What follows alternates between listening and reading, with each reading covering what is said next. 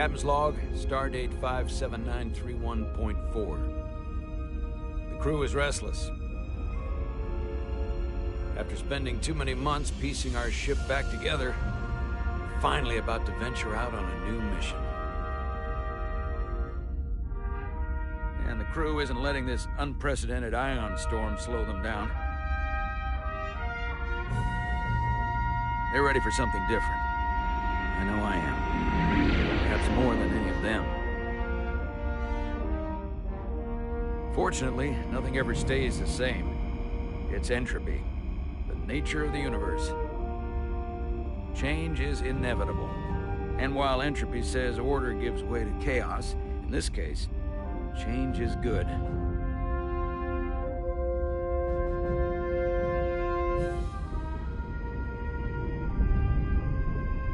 Our new first officer is en route to the Resolute. Jara Rydek. I know she'll bring a welcome dose of new blood to the crew.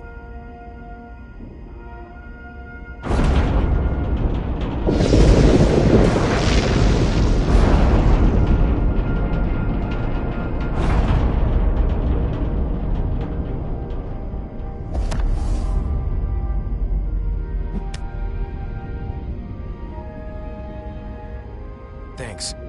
No problem. I'm not great with flying. But these little shuttles are the worst. Here's a tip. Don't close your eyes. You'd think that would make it easier, but it only makes it worse. Look out the window, pick a star, and just focus on that. I'll give it a try.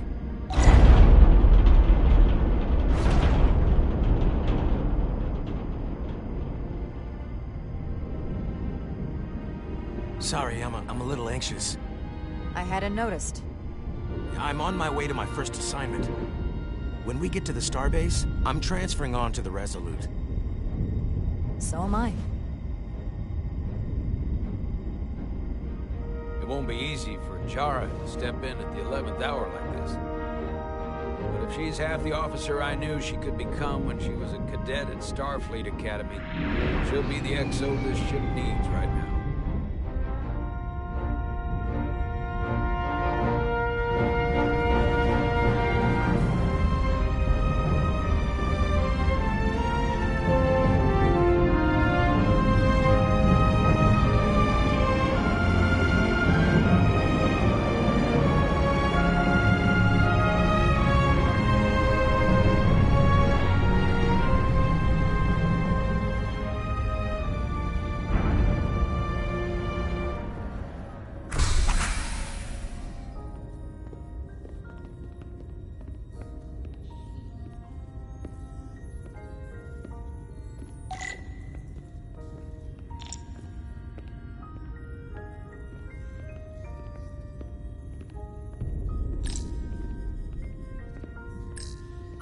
A starbase on the very edge of Federation space. Long way from home now.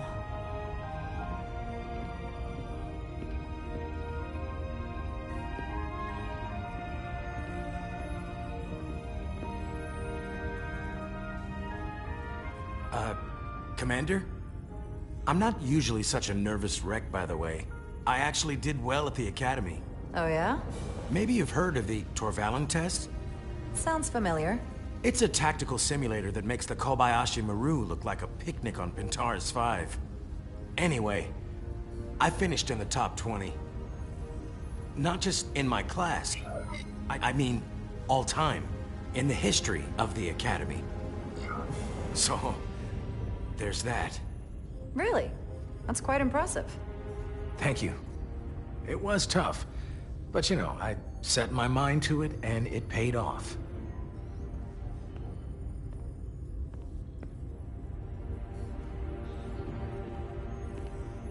Please place your hand here. Hold it there for a few seconds.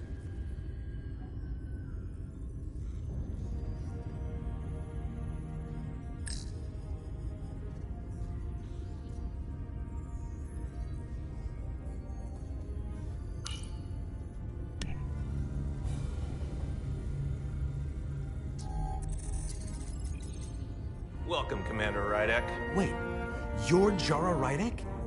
You absolutely crushed the Torvalin test. You finished in what, like the top 3? That would be me.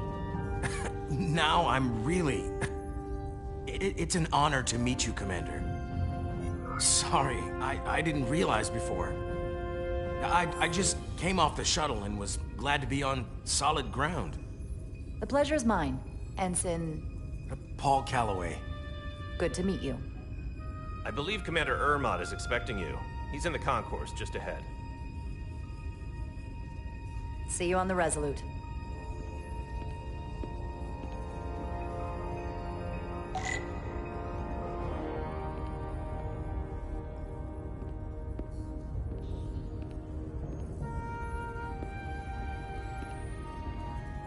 Good day, Commander.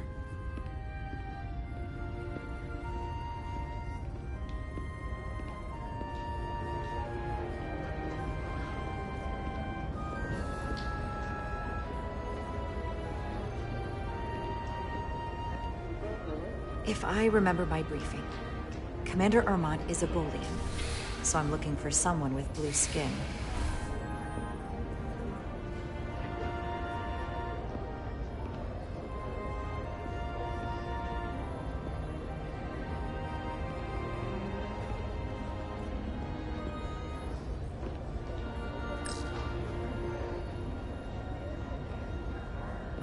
Starbase 128 has 4 docks.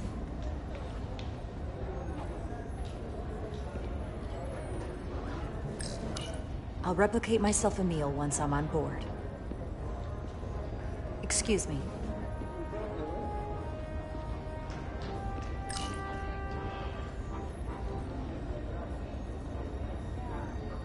Welcome to the edge of the galaxy, Commander Rydek.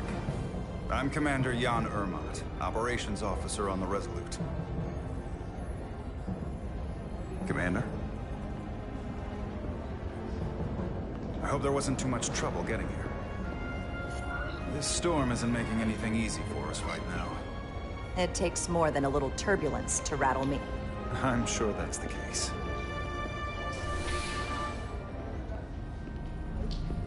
We're grateful you were able to come fill our first officer vacancy at such short notice.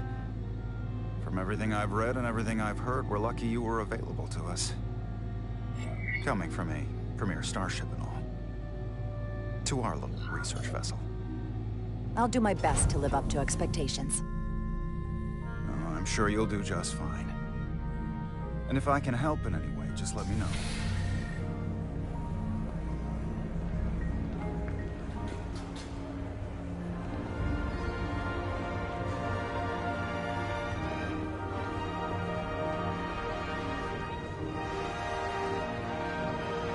USS Resolute. She may not look like much compared to the bigger ships, but as far as science vessels go, she can more than hold her own. And she doesn't look so bad considering 6 months ago she was nearly cracked in half, venting plasma, fighting for her life. It was an accident? Equipment malfunction. An accident suggests fault, but no one's to blame. It was a planned test, but the warp core was pushed beyond its limits. It destabilized the dilithium, there was a runaway reaction, and the warp bubble deformed. We thought we could reach a higher resonant frequency, but it was more than she could handle. Cost us our first officer and 22 of our crew. At the end of the day, we're all responsible for each other. That's what it means to be a crew. To have lost so many lives. That's a high price to pay. Too high by any estimation. But there's nothing that can be done about it now except get back to work. And make sure it never happens again. Listen. I realize you've known Captain Solana for quite some time.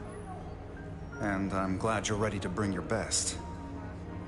But I should warn you that when the captain announced you would be the new first officer, there were those who felt it was a mistake.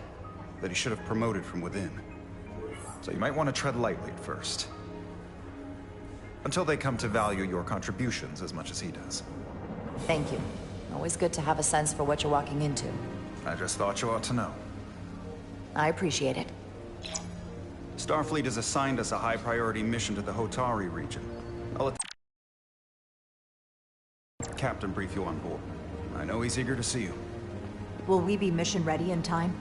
We have every intention. The crew has been working around the clock to get the ship ready. There's still so much to do.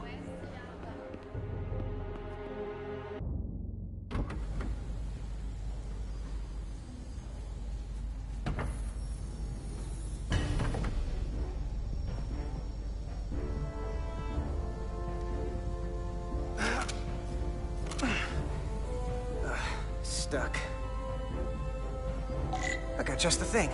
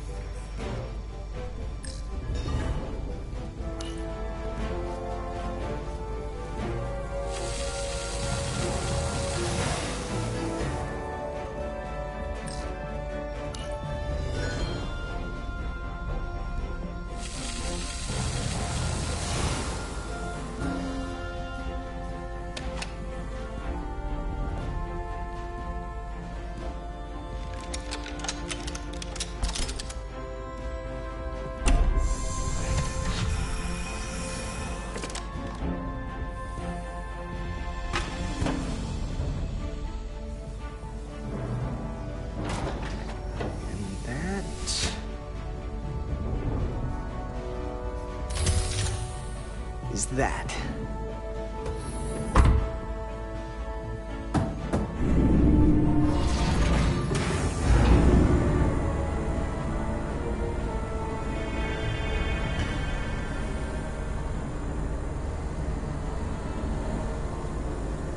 I thought that thing was totally fried.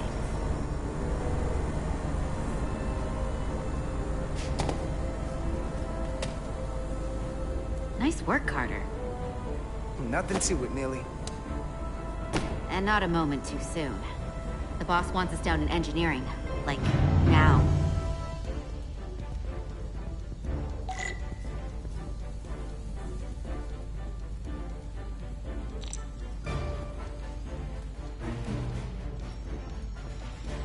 Hey, Diaz, can you give us some help with the transporter? What's the problem? We need to test this cargo transporter. I've never been that great with the signal plotting. I got it. No problem. Come on!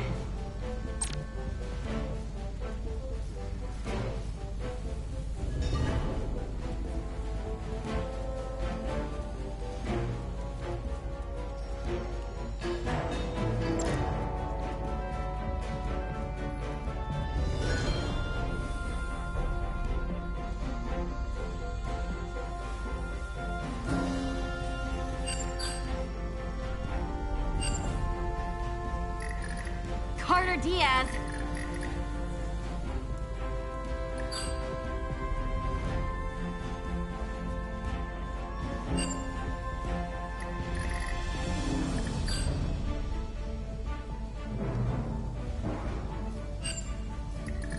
Hurry up!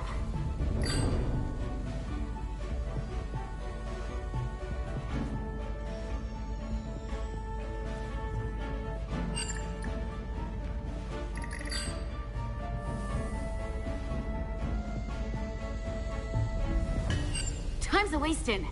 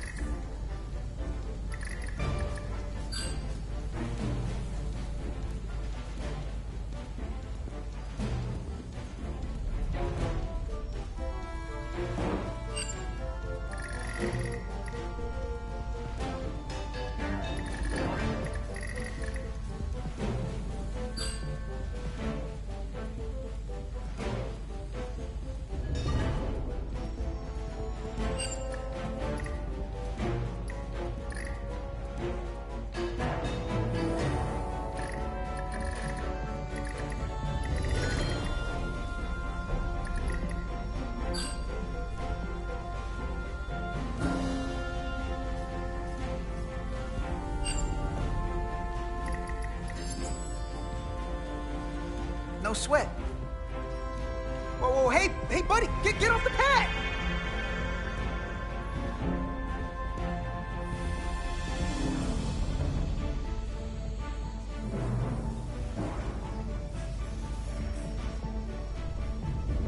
Don't tell Chovak.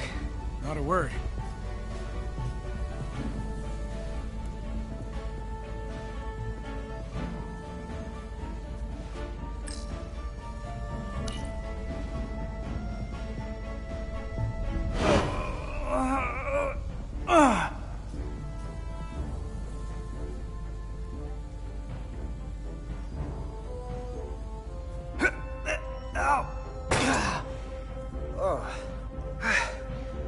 Oh, these are heavier than they look. Makes more sense than zero G. You're welcome.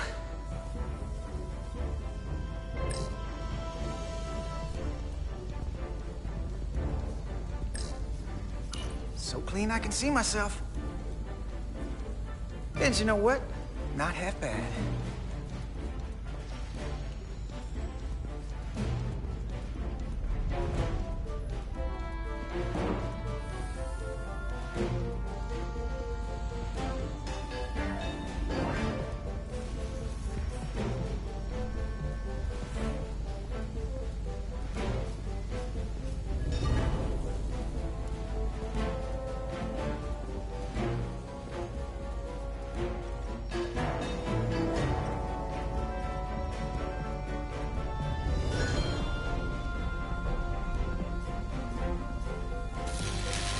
Yeah, you're in my light. Oh, sorry.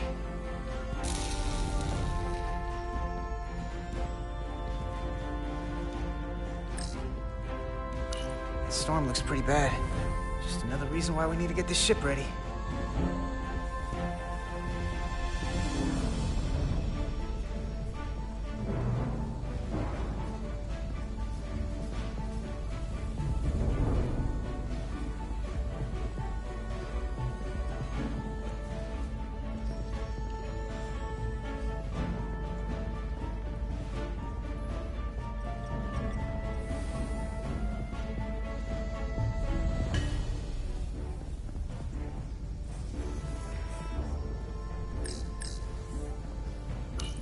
Place for everything, and everything in its place.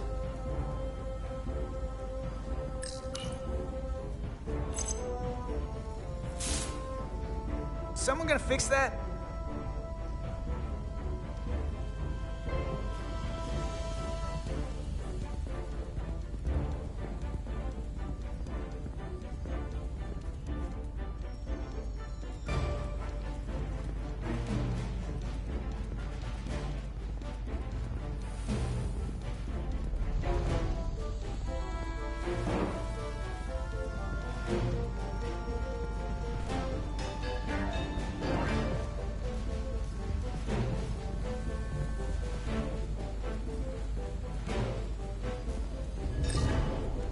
Everything okay? I dropped a non-ferrous connector between the coils. Gonna have to remove a few of them to find it, and then... Whew, another hour of recalibrating. Ouch. I'll leave you to it.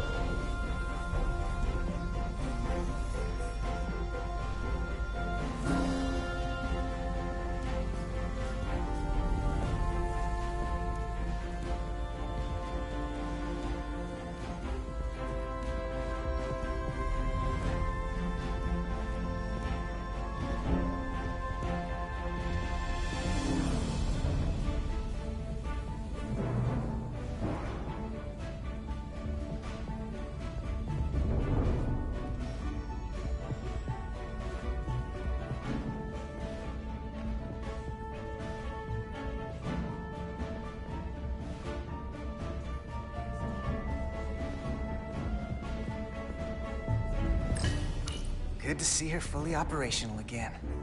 And if she breaks, we'll just fix her. Junction 34B gives you access to the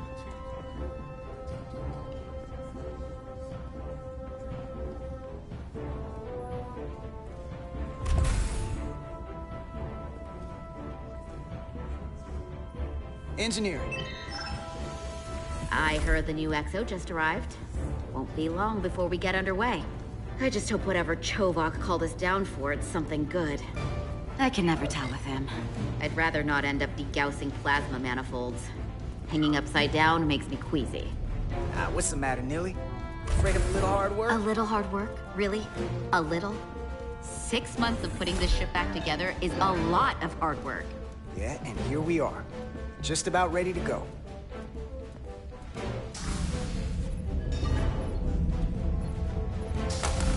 Looks like we got here before. Lieutenant Commander Chovak. We were just looking for you, Commander. Petty Officers Ed Solar, Diaz. I was beginning to think you would be late. We are all hands on deck right now, which means if you are not at your post at the appointed time, I do not have someone to replace you. A point I have been forced to make to Petty Officer Etzelar on repeated occasions. Apologies for the delay, Commander. I do not want your apologies. Simply see to it that it does not happen again. So, I don't suppose you wanted us down here to check in before we go off duty? Equip yourselves in EV suits to work on the exterior of the hull. I need you to tune the structural integrity field for optimal performance. The subspace distortions and ionic interference we are experiencing are preventing the proper calibration. But this ship must be ready to depart shortly, despite the storm. The precise nature of these disturbances are not fully understood. Whatever it throws at us, we'll be ready. We've got the best chief engineer in the fleet. I am a Vulcan, Mr. Diaz. Flattery is not necessary. All that I require is that you do your job. Right now, that entails critical preparations, because long-range sensors show that these disturbances will be more severe at our destination, the Hotari system. You have your orders. Do not delay. Yes, Commander Roger that. Chovak. All hands on deck. What's that? All hands on deck. That's what Chovak said. You know what that means? It means this ship isn't ready to go out and the brass know it. So they're throwing every warm body at it. And they're going to leave on schedule. It all comes down to us, Nilly. We're the ones who will get it ready. I know what we can do. But this isn't just any old refit or any old relaunch. Oh, whoa. Excuse me. A lot of new faces coming on board. It's gotta be tough coming as a replacement. That's for sure. They seem all right. Something that happened 6 months ago while they were off on another ship? Well, that's nothing to hold against them. Yeah, you're right. I guess getting a little new blood on board doesn't hurt. Hold on. Now there's an old face I didn't expect to see again. Hey, Miranda! You weren't gonna leave without me, were you? Miranda, you're here? We thought you were staying on the Adirondack. Transfer came in at the last minute, so I figured I'd slum it on this bucket of bolts. Looks like you got her back together pretty nicely. I wasn't sure what to expect. I'm gonna take the high road here, pretend you didn't say that, and welcome you aboard. He's a better diplomat than I am. He still owes me a bottle of Saurian brandy. Don't think I forgot. Oh yeah, it's coming back to me now. Maybe Carter can rustle up that bottle and we can give you a proper welcome. As soon as we wrap up this quick little spacewalk.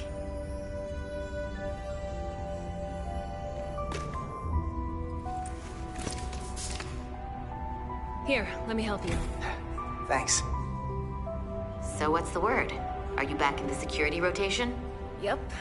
Still running with the usual suspects. Whoa! Good to go.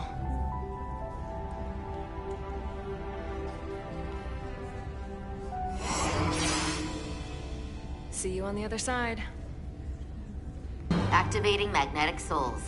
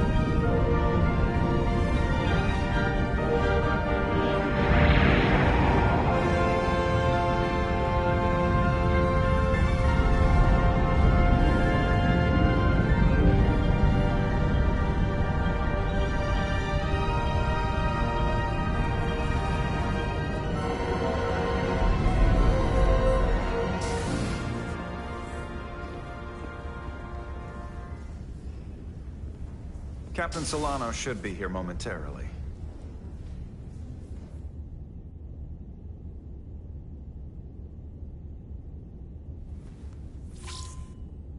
You'll have to forgive me, I don't know much about Kobleods.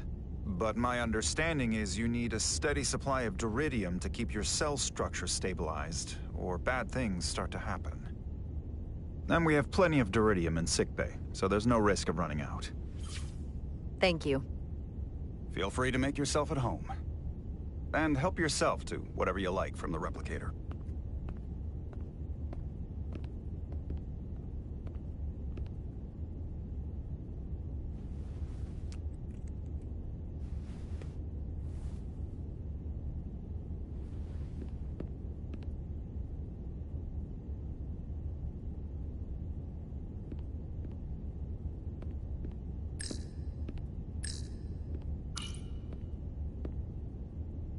The first mineral Captain Solano ever discovered. Always was the nostalgic type.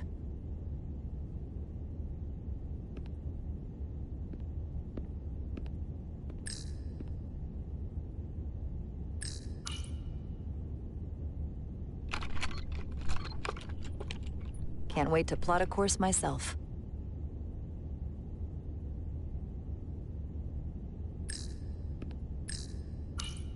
Just a sip of something. Coffee.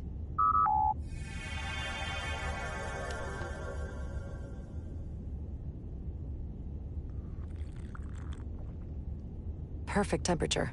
Don't know how they do it.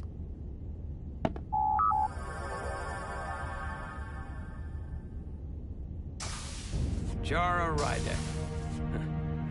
Last time I saw you, it was graduation from the Academy. You'd already secured one of the most prestigious assignments possible. And you were burning with enough ambition to fuel 7 trips around the Necrid Expanse. It's good to see you again, Captain. I could not be happier to have you on the Resolute. My only regret is that we couldn't provide you with a warmer welcome. The arrival of a first officer to her new ship deserves a bit of fanfare. That would be totally unnecessary. I don't need any pomp and circumstance. You've been here all of 5 minutes, and already you're trying to make us more efficient. I like it. As I'm sure you've heard, we've had a rough go of it these last 6 months. The ship suffered some damage, but not nearly as much as the crew. I heard that you had an equipment malfunction. Is that what they're calling it? No, that's just someone being generous. If anything, it was a leadership malfunction. We were on the verge of a major scientific breakthrough. A quantum leap forward in warp core technology. 10,000 teradynes per second. The ability to travel at a sustained rate of speed longer and faster than we ever dreamed. What would have been the crowning achievement of my career. Right there, within our grasp. Until it all went so horribly wrong. We pushed her too hard, and a warp core malfunction overloaded the system, creating a pressure gradient way beyond what the ship can handle. It was heartbreaking. We lost some of our best people. As captain, I have to take full responsibility. It was my decision to make, and I have to live with the consequences. You're being too hard on yourself. It wasn't your fault. It's not a question of blame. It's about responsibility. No matter what the circumstances. In my defense, I will say, I might have avoided the whole ordeal if my senior staff had been willing to trust me. There was a lot of pushback from my former XO, and I think that cost me his confidence. I don't want you to pull any punches. Certainly not on my account. But once we decide on a course of action, I need everyone to fully commit to the mission. Anything short of that just won't work. And that's when things start to go sideways. Whether I agree or disagree, I can promise that I'll be honest to a fault. Good. That's exactly what I'm looking for. But at the end of the day, it has to be my call. Look, I'll be blunt. We can't afford another mistake. Or at least, I can't. I feel like my career is hanging in the balance here. We need a win. Something to restore the crew's confidence. I understand. On a more positive note, Starfleet has tasked us with what they're calling a mission of the highest priority. Escorting a senior diplomat to Hotari space. Two previously peaceful and otherwise non-aggressive civilizations now find themselves on the brink of all-out war. So it's a peacekeeping mission. I see it as a golden opportunity to not only prove what the Resolute and her crew are truly capable of, but also a mission for which we're uniquely qualified. This ionic storm. Our long-range sensors suggest it's several orders of magnitude stronger than anything on record. A total anomaly like nothing we've seen before. And you'll never guess where it leads. Hotari. Exactly. Very nearly in the precise location where we're headed.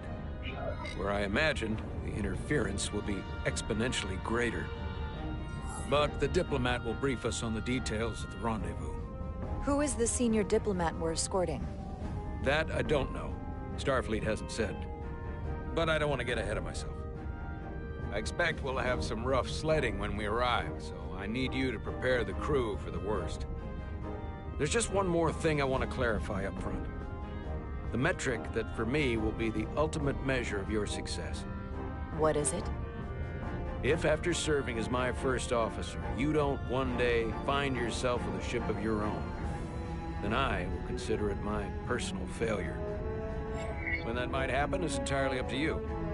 But it goes without saying, you have my full support. It's been a dream of mine since before I can remember. So I would be honored to become a captain someday. As long as you're willing to do the work, you have my promise. I'll do everything in my power to see that it happens. Thank you. Come, let me introduce you to the crew.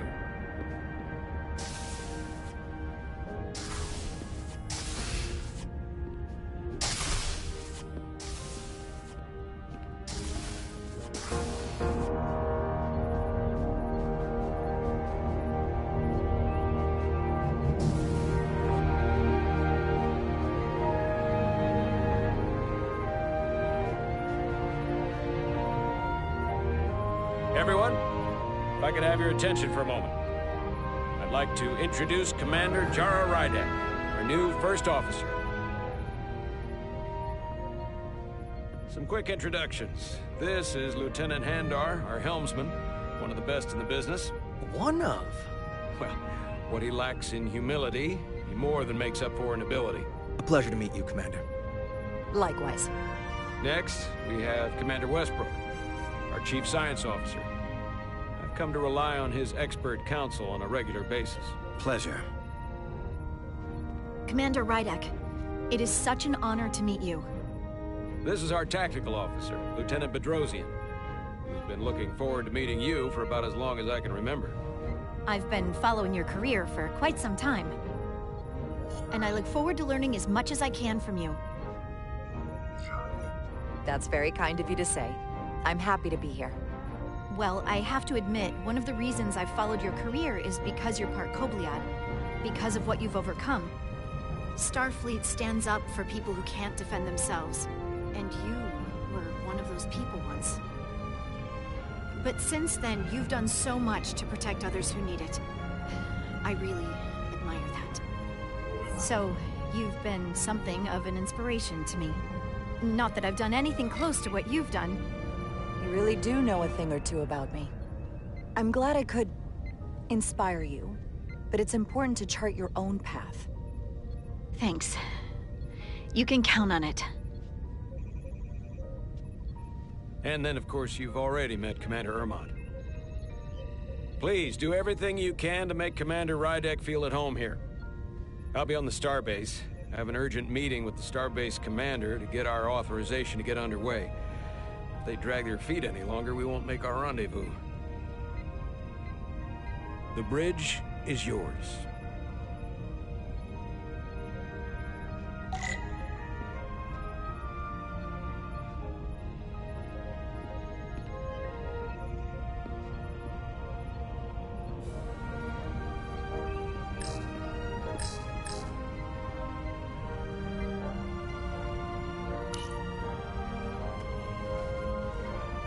Commander, Chief Engineer Chovak needs to lower the structural integrity field. He's sent a crew out to recalibrate the emitters in response to the danger posed by the storm. We just need your go-ahead. Permission granted. Lowering structural integrity field, now. Entering maintenance mode. Condition blue.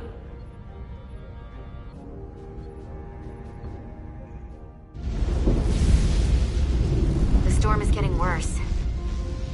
Looks like they turned off the SIF. Great. Let's get to that emitter.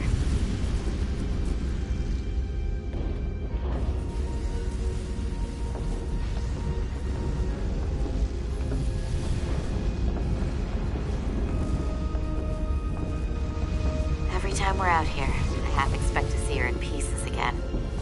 She's still got some scars on her. It adds character. When I joined Starfleet, all I wanted was a ride out of town. But this isn't exactly how I pictured it. On the outside of the ship? No. Sometimes it feels like we're just part of the machinery. Don't you want more than that? I mean, Starfleet is noble and all, but it's still a machine. A massive, massive machine. Yeah, of course I do. Starfleet's an open door. We just have to walk through it. You wanted to get away. I enlisted because I didn't want to wait years just to get out and see the galaxy. I wanted to go somewhere, see new worlds, look up at a sky no one's ever seen before. Just because I'm cranking a hyperspanner up in a Jeffries tube today doesn't mean that's all I'll ever be.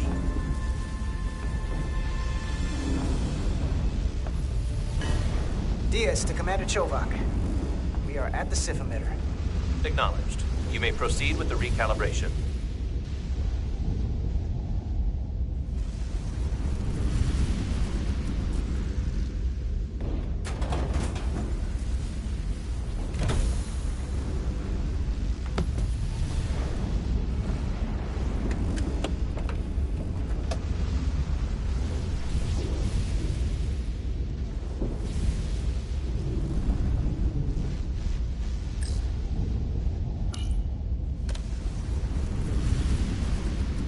Beginning recalibration.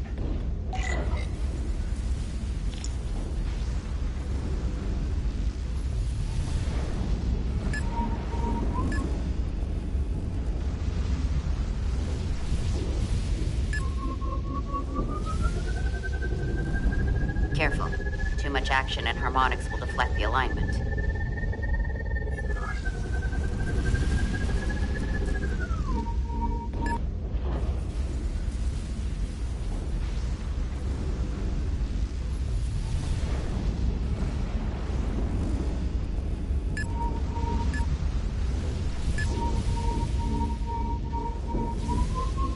Light touch, Carter.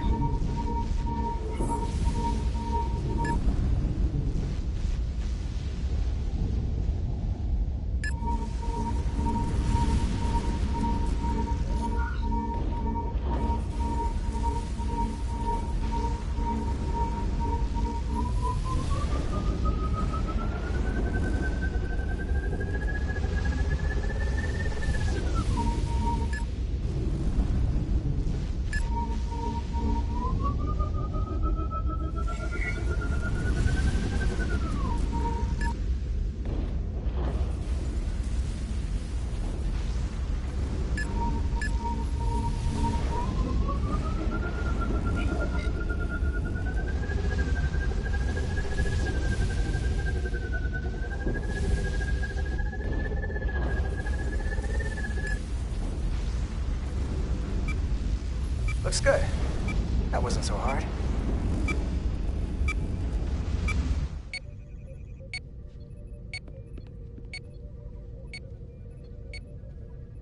Commander Westbrook, right? Chief Science Officer. You remembered my name and my rank. Impressive. Yes, I am the Chief Science Officer, and I have the dubious honor of being the most senior officer on this bridge. I know this ship inside and out. Better than just about anyone. What a very impressive list of credentials. This is a research and discovery ship, first and foremost. Now with a former tactical officer as its new first officer. I'm curious, though. A Kobliad, or half in your case, is an odd choice for first officer, given your vulnerable condition and all. But if, as an example, we found ourselves in a hostile situation, and you were suddenly incapacitated because you needed an infusion, what would happen then?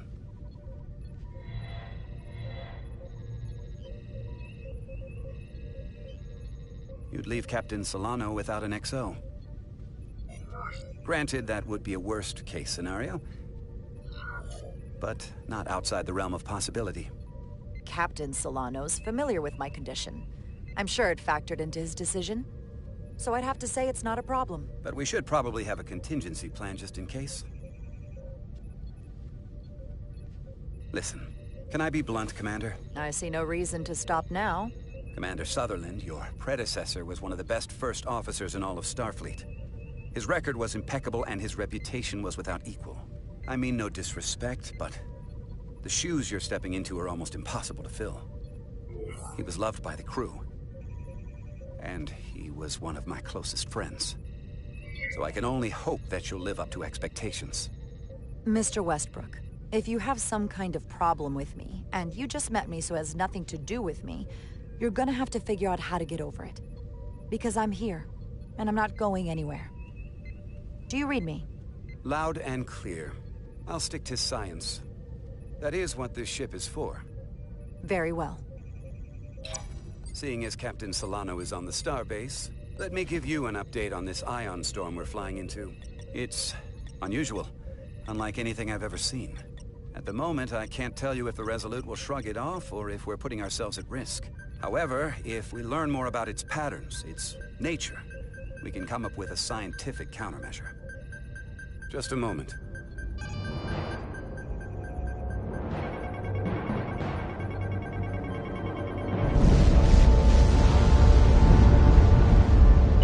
We've got a massive energy wave inbound. On screen.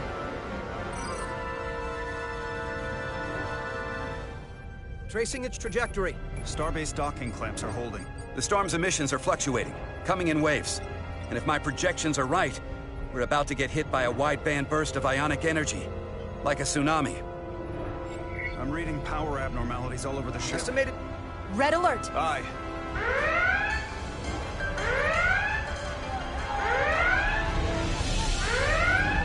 Evacuating main gangway and retracting.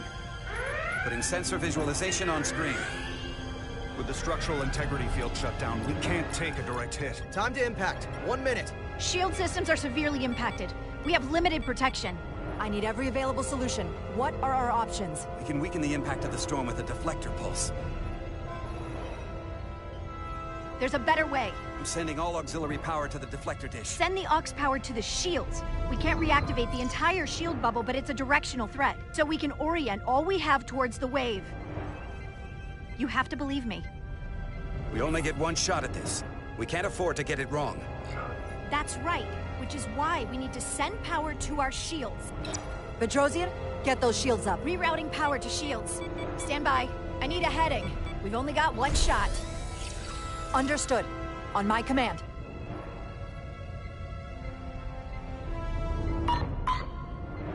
Heading locked. Raise shields.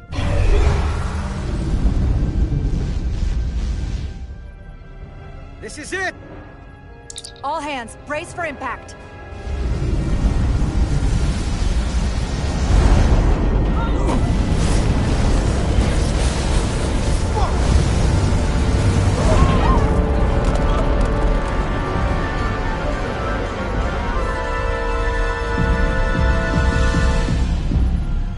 What happened? We have experienced a surge of radiation. Oh, you don't say. This radiation supercharged the plasma, forcing it to backflush through the system and creating a dangerous imbalance. Blow out every primary system on the ship. Just tell us where you need us. I need you to traverse the hull to the access port to recalibrate the port nacelle plasma regulator.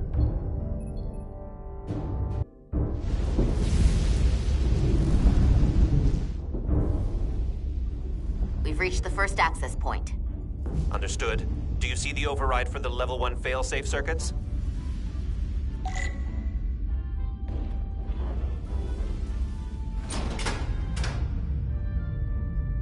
Affirmative. Engage the override. It should allow us to stop the EPS flow to the warp engine without triggering an automatic core shutdown.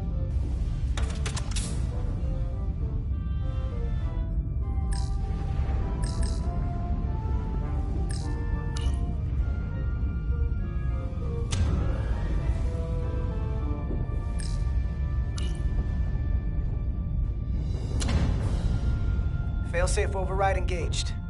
Are you sure? I am registering some crosstalk in the bypass circuit. We need to route the signals so they don't interfere with each other.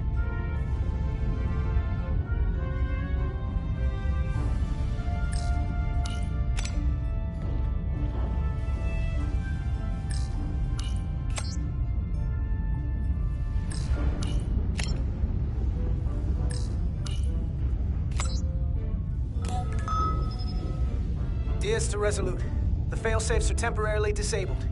Moving on to the EPS regulator. Heads up, Carter. What is that? One of the discharges coalesced. It's coming right toward us. I'm gonna try to disrupt it with my phaser.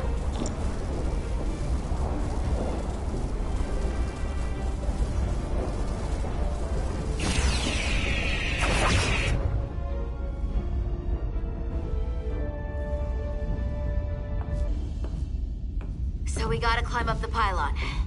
Not that there's really an up, but, you know.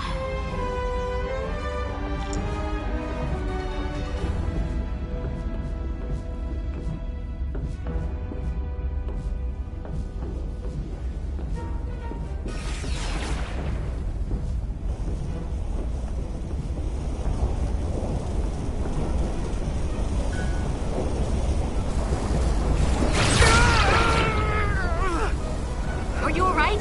Yeah. Took most of it. Just snuck up on me. That damaged your suit.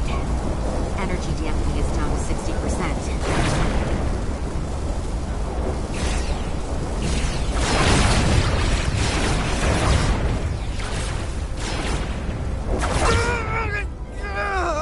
Carter! That hurt. Do not get hit again.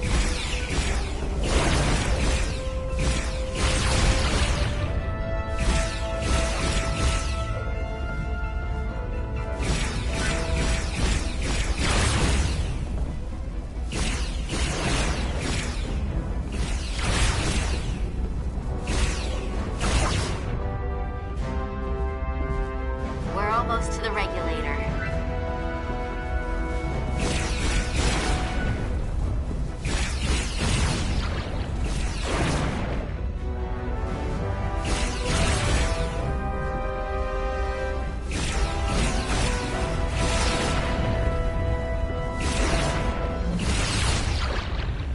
We're at the regulator. Opening the access panel. I am now halting the EPS flow to the port nacelle. We have little time before it causes an overload in the engine. You must work efficiently.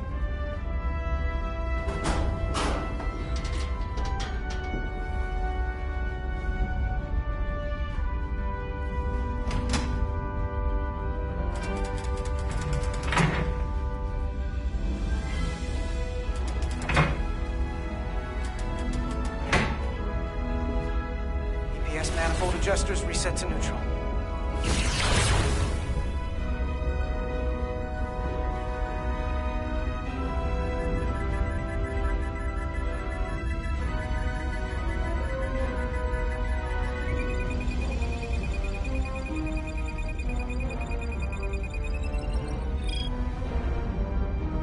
The EPS lines to the port warp engine are back in balance. Almost done. Once I cycle the manifold nozzles, Chovak.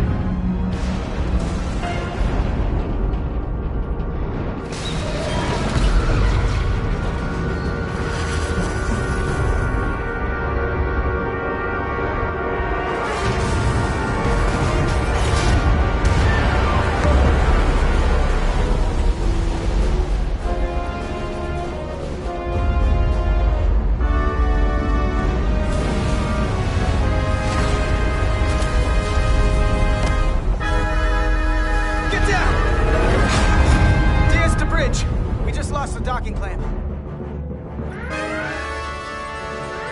got a lot of debris coming down. Hull vibrations, too. We can't finish the EPS regulation in these conditions. Please advise. We have to release the ship from that other docking clamp or the hull will be ripped apart. There's a problem. The clamps are supposed to disengage automatically in an emergency, but it's not working. Not working? What are our options? The docking clamps are fitted with exploding bolts for an emergency release. We've got crew out there. That'd be like setting off a bomb next to them. Maybe there's another way. Starbase is hailing us. Put him through. Resolute, the remaining mooring arm is failing. You need to disengage from the starbase now. The damage to the station will be catastrophic. We have crew outside and are looking for the safest way. We have people on this station. If that mooring arm breaks, we could lose dozens of crew. Commander, hear me out. Reverse the polarity of the hull, which theoretically will repel the docking clamps. And repel the engineering crew right off the hull into the storm. This is Captain Solano. Put me on screen. Go ahead. Captain, we have a situation. Commander, what are you doing? Blow the bolts on the docking clamp. The captain doesn't know the whole story. I'm giving you an order. Jara? Yes, sir. Disengaging the clamps. They're gonna get hammered with debris out there. The captain made himself quite clear. Reverse the polarity. There is protocol. And there are lives. Starbase, stand by. We're gonna flip hull polarity to disengage the clamps. Yes, Commander. What? You just said you'd disengage the clamps! Captain, I have to do this.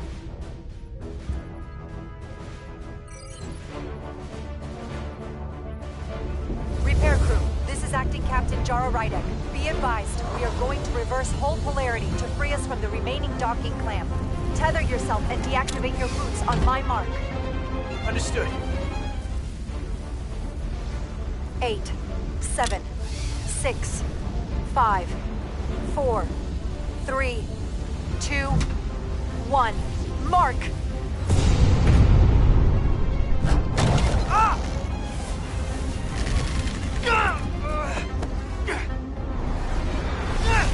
Grab my hand! I got you. Thank you. Plasma imbalance is reaching critical condition. We are moments from primary system failure. I got it.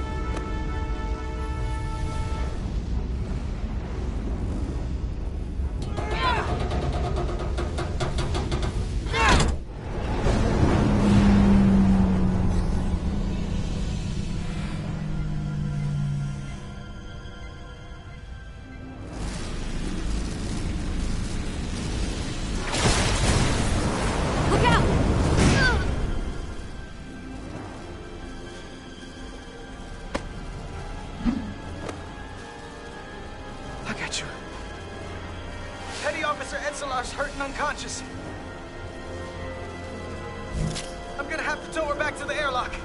Mr. Diaz, the situation has changed, and you are at risk of triggering a substantial electromagnetic arc to approach the main hull the way you came. But Commander, the way we came is the nearest airlock. There is an auxiliary hatch near you on the far end of the pylon. You must bring Miss Edsolar there to access the interior.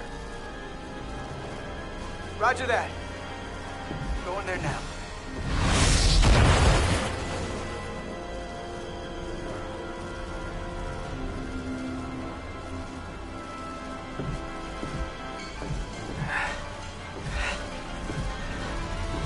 I'm at the auxiliary hatch.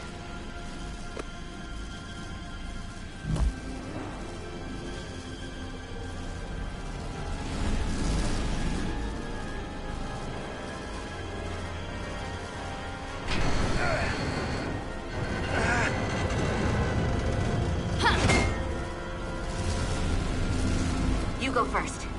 What? Let me save your neck this time. No time to fight me on this. Get in there! Not on your life. Let's not let it come down to that.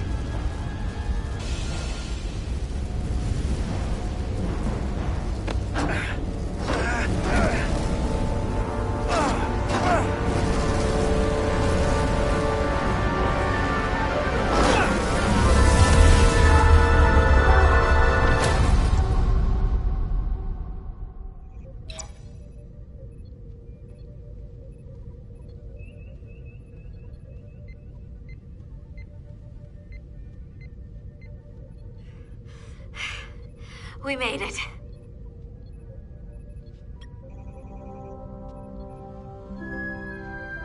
They're safe. Bringing the Sif fully online. Do it.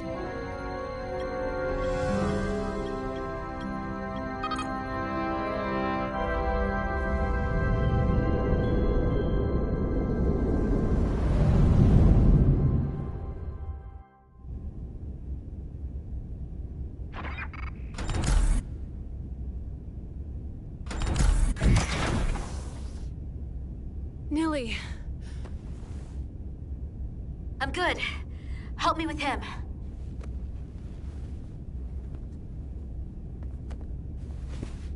Let's get this off.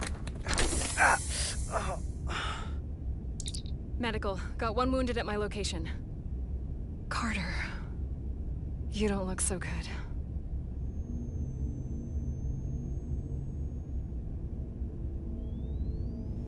You gotta be more careful. I just got here. I'm not ready to see you two get blown to space dust just yet. Now let's get you down to sickbay.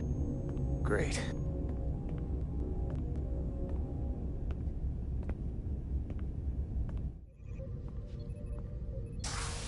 Status report. The repair crew made it inside. EPS flow is back to nominal levels. The SIF is back up. How does this affect mission readiness, Mr. Ermot? Releasing the docking clamps using hull polarity minimized damage to the Resolute. We'll have some last-minute repairs to make, but if we reapportion some of the staff, we can make our departure on time. As of now, however, we are successfully moored to the station. Good to hear. Send updates to my ready room. Commander Rydek, with me.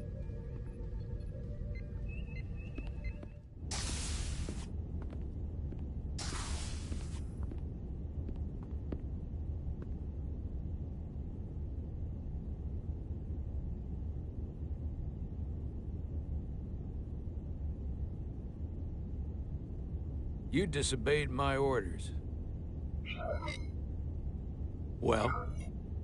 I'm sorry for that, Captain. I did what I thought was— You disobeyed my orders! And not just in front of the bridge crew, but the Starbase staff as well. That's going to get around. My name's already tarnished around the fleet. But what is it going to do to my credibility on this ship? From the top to the bottom. Bridge to lower decks. I understand, sir. It won't happen again. I should hope not. You might have won some fans on the bridge with that stunt, but not everyone. Lieutenant Commander Chovak has already bent my ear. I'm sure he doesn't take it personally. He'll get over it in time. Mr. Chovak is more complicated than he would want to admit. I guess we all are. And if I'm being honest, I'm not sure what I would have done in the moment either. You never really know if you weren't in those shoes. So, let's just boil it down to you did what you had to. Thank you for understanding, sir. I'm sure no one knows the burden of command as well as you do. I'm sure you will, someday. Despite it all, we got our final Starfleet clearance to depart. So if you'll fetch Mr. Ermot, we'll knock out the final details of any outstanding repairs, and we'll set out for Hotari. Yes, sir.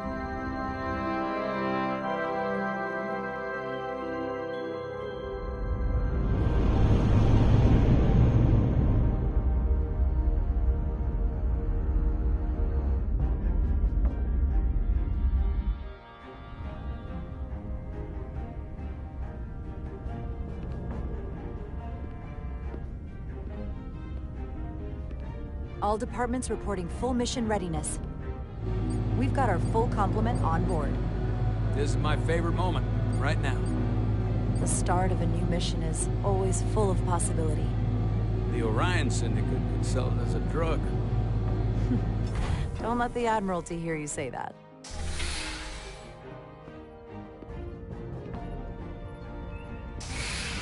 Captain on the bridge. Sit. Sit, everyone. You all know, I'm not big on speeches. We're embarking on the first mission since our refit. Let's make it a good one. Disengage docking clamps.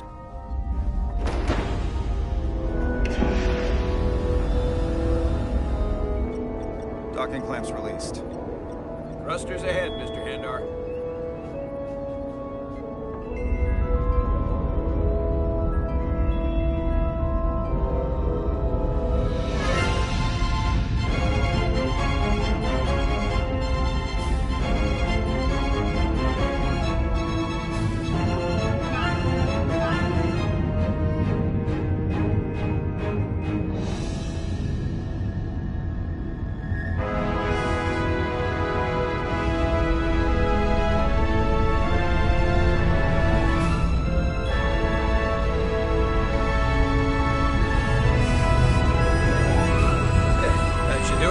Set a course for the Hotari system. Prepare to go to Warp 8. Aye, Captain. You know what? You take this one.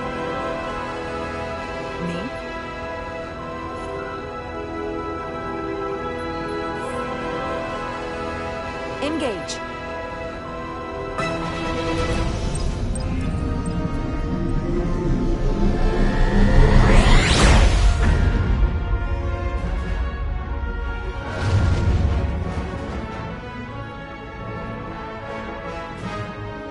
Simple, but effective.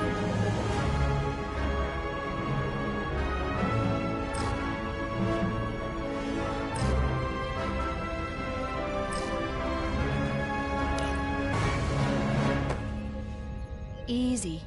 Thank you. I'm fine. Really,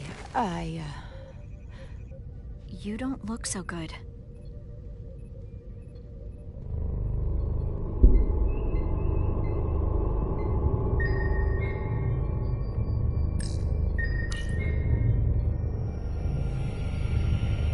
I have to get to sickbay.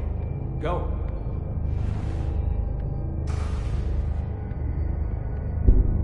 Commander, help me get her inside!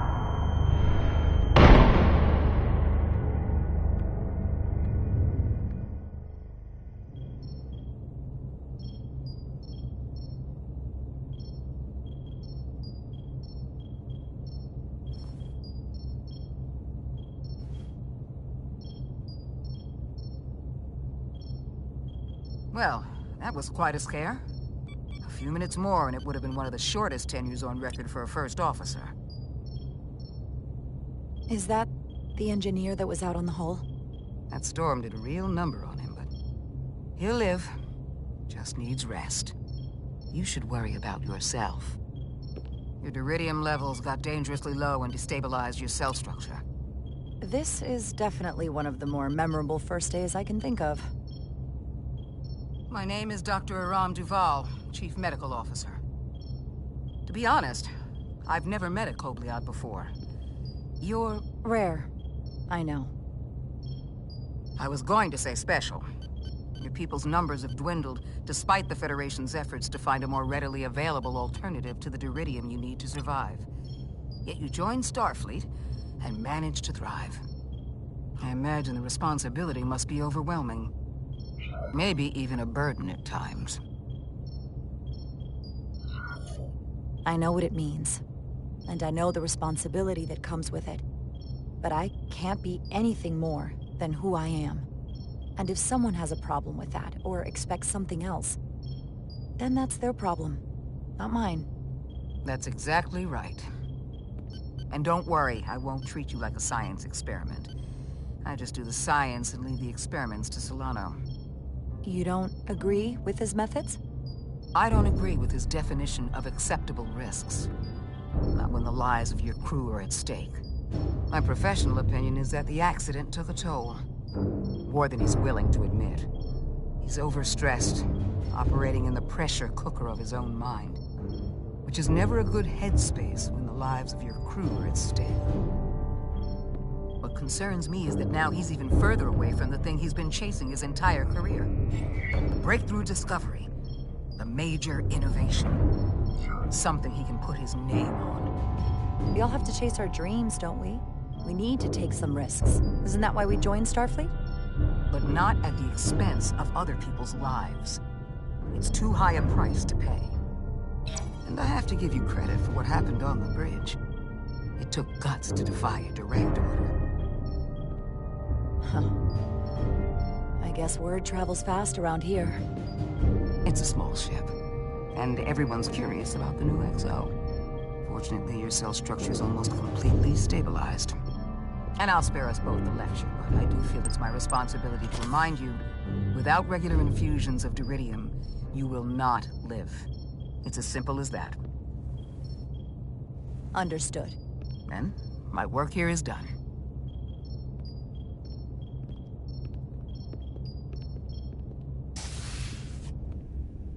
Lieutenant Bedrosian.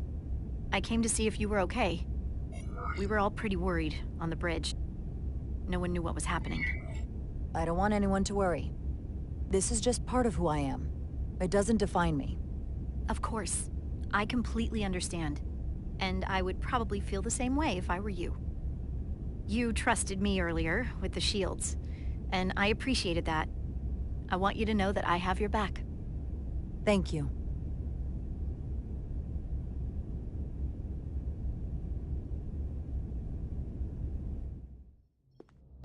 Now, Carter, the emissions that gave you that burn are quite unusual, like everything else that goes with this storm. That's the combination of hyronolin and lectrazine to counter the radiation effects. That should help speed your healing. She's come by a couple of times to see you already. Be brief. It's good to see you awake again. I was starting to get worried. Not that you aren't in good hands with Dr. Duvall. You did take one hell of a shot, though. So, be honest. How bad do I look? You look... rugged. Rugged? Okay, how about heroic? Millie was looking in on you too, by the way. But since it's just us right now, I had a chance to think about this while I was away.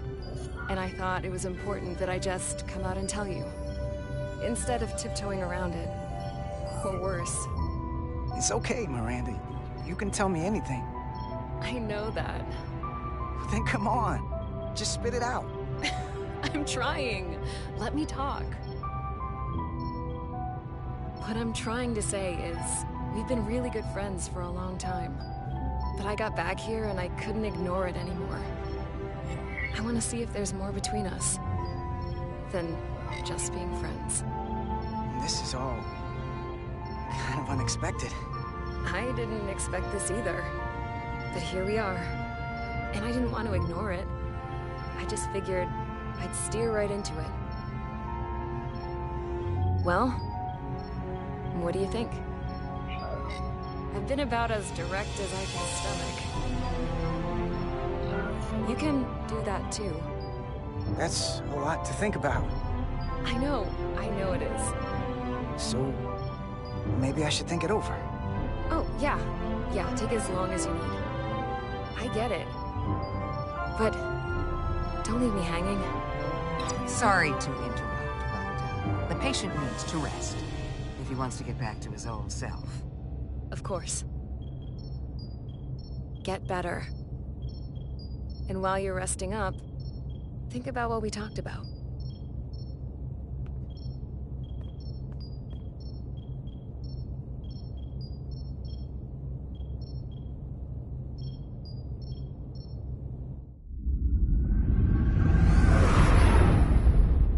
Approaching the rendezvous point outside Atari space. Helm, bring us out of warp. Dropping to impulse. Ionic interference surging, Captain.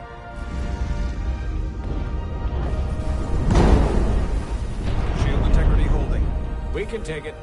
We are at the correct coordinates to meet the shuttle. Commander Rydek, find us our diplomat, if you will. Aye, Captain. Let's reduce the noise. Filter out environmental signals. I can manually tune what's left for Federation signal types.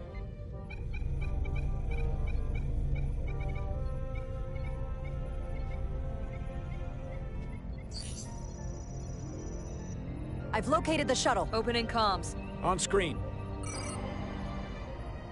Shuttle to Resolute. Shuttle to Resolute. Debris field. Lost maneuvering.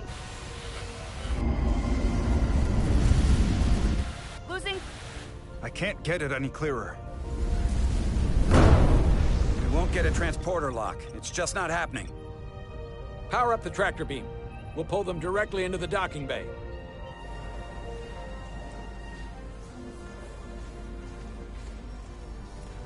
Diaz, you good to run the tractor emitter? Yes, sir. You sure? I'm sure.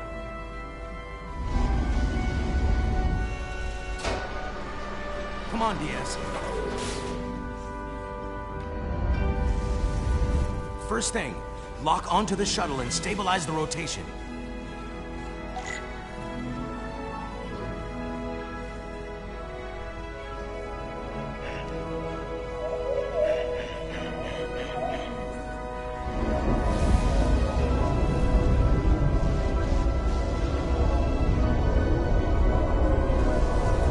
We're pulling in debris. I'm on it.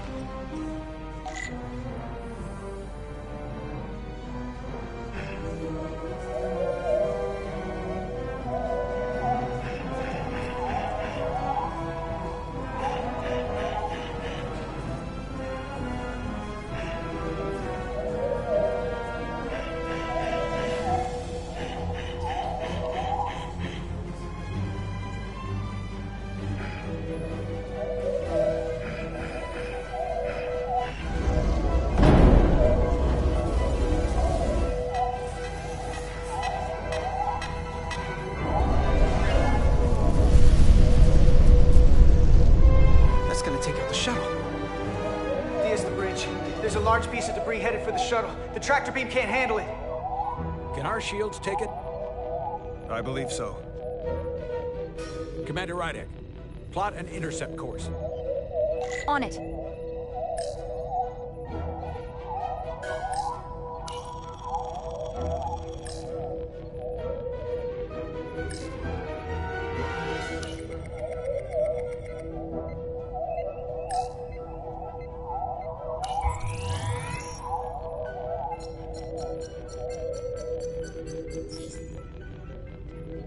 Here we go. Maneuvering thrusters bearing 53 Mark 17. 200 meters on an intercept course. Maneuvering.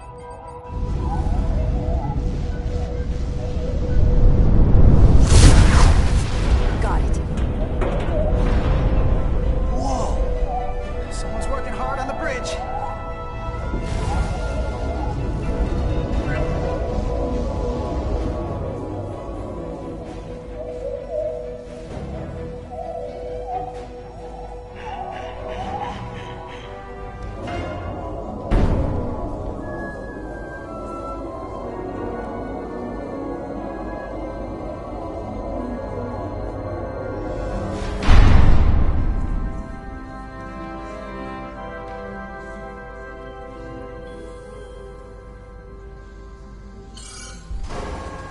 We got the shuttlecraft on board.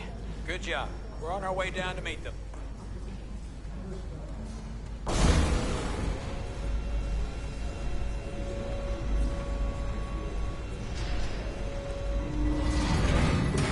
Terra firma, so to speak.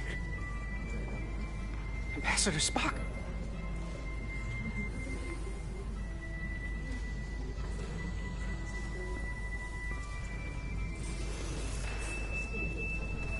The captain will be right down to meet you, sir. In that case, I will wait for him here.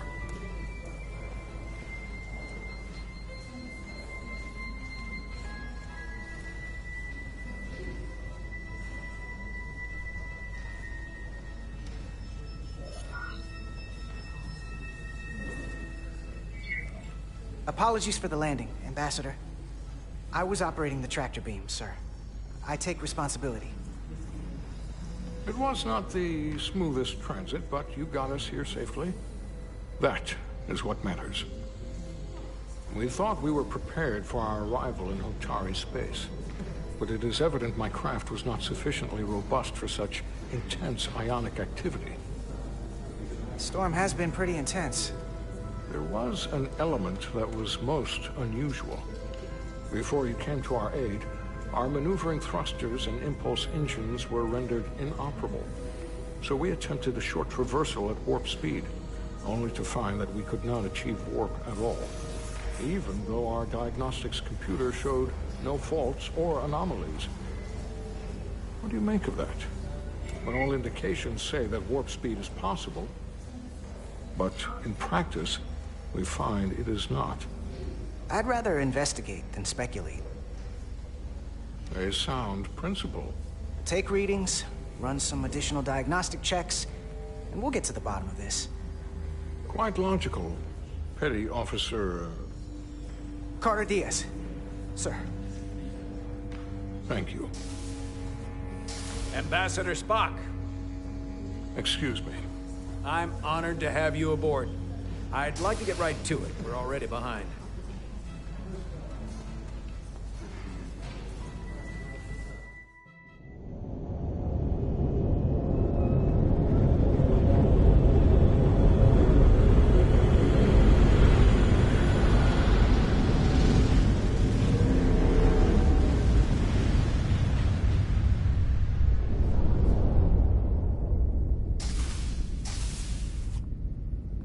Ambassador Spock, my senior staff.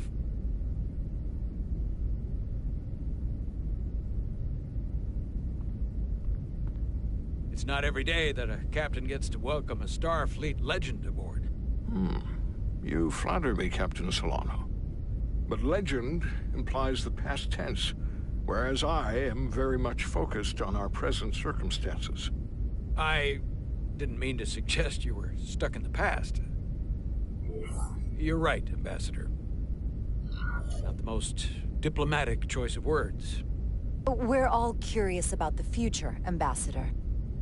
Specifically, what exactly are we getting involved in here? We got the basics from Starfleet. Two formerly peaceful neighbors are now on the brink of war. Indeed, and the tension between them grows fiercer by the hour.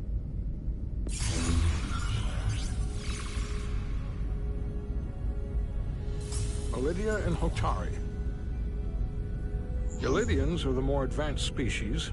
They made first contact with the Hotari over a century ago. This is Tau, the Hotari moon. It is rich in dilithium, and for decades, the Hotari and the Elydians have shared a mining operation there. The Elydians provide the technological resources, while the Hotari have served as the labor force. The stability of that arrangement was the source of their peace, until recently. The Hotari have suddenly and forcefully seized control of the mining operations and expelled the Elydians from their system. That is the official story, as told by the Hotari when they requested Federation mediation. But the details remain scant. Communications between all parties have been limited by the ionic interference. How is it the Hotari were able to turn the tables and take the mines against superior forces, especially after decades in this arrangement? Unclear. The answer to that question may be the key to a new, lasting peace, and one that I hope we can uncover during these negotiations. But it is unlikely the relatively primitive Hotari forces would stand a chance against the Elydian fleet if this escalates to open war. Left unchecked, this conflict will result in more bloodshed, which is what we are here to prevent.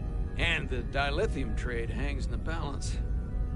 Clearly the Hotari have been exploited in this relationship. Maybe we can persuade them peace is the more profitable alternative for everyone. They both profited from the mines. And for the Hotari, something is better than nothing. If we could convince them, it would restore the peace. But we would need the Hotari to accept a difficult compromise. made all the more difficult by the emotions flaring on both sides, no doubt. Neither the Illidians or the Hotari are members of the Federation, so we can't make them do anything. There is an additional complicating factor I should mention. In the past, the Federation has relied on the Illidians as a source of dilithium. That certainly changes things. The Federation sources its dilithium from a lot of places. Yeah, and this is one of them. That means the Hotari have no reason to trust us. I wouldn't go that far, Commander. We are completely neutral in this matter, on neither one side nor the other. Any suggestion otherwise would compromise our position. Given the Federation's involvement in the Illidium dilithium trade, Captain Solano and I must make every effort to appear neutral in these negotiations. What worries me is if this whole thing unravels, and we're at the mercy of the storm at less than full strength. We can't let it come to that. Considering what the Ion Storm has done to our ship, and the Ambassador's shuttle, we have to assume the Illidian fleet has had problems with it as well. This recent surge in the energy disturbance temporarily levels the playing field. Commander Westbrook is correct. The energy anomalies around the Hotari systems have been noted in the past. The field isn't level. We have the backing of the entire Federation. Either of these forces would be foolish to attack us. That's probably what the Illidians thought too. We are here because we are up to the task at hand. All the more reason to learn as much about the energy anomaly while we can. We do not want to be caught at a disadvantage, should the situation escalate. So I trust we understand our circumstances. We're operating on a strict timetable here, and we're going to be leaving for the negotiations shortly. Commander Westbrook, I want you to leverage our systems to investigate the anomaly from here while we're gone. Aye, Captain. Thank you all. Dismissed. I want to speak to both of you privately.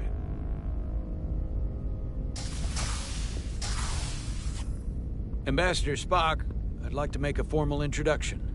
My first officer, Commander Jara Rydek. Commander, as you are aware, there are limits to what Captain Solano and I can do in our official capacity as representatives of the Federation. But someone in an unofficial capacity, your first officer, for example, would not be bound by those restrictions. Commander Rydek could ingratiate herself to certain parties behind the scenes, where they may be more candid in revealing information that could lead to a resolution. She certainly goes her own way. Maybe that helps in this case. It would be unconventional. I'm honored to be included in the negotiation process. You're not just included, you are instrumental. Well, I hope Commander Rydek will have more luck finding out what really happened than we will through official diplomatic channels. The fate of the negotiations, the interests of the Federation, and the prospect for peace may very well depend on it.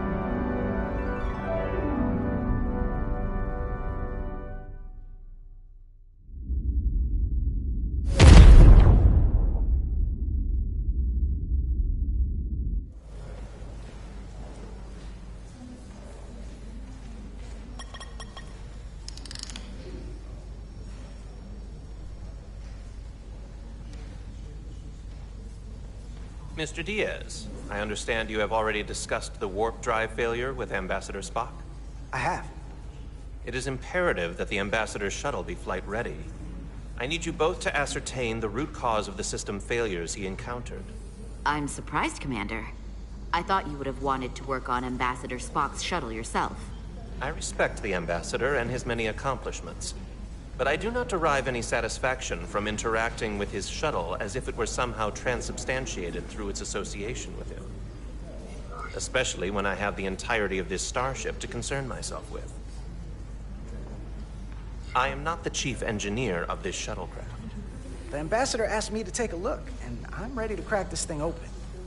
Good. You could learn from Mr. Diaz's focus. I'll take notes. Then I will leave you to it. Make note of any abnormalities in your report. Carry on. It seems like he's warming up to us. Yeah.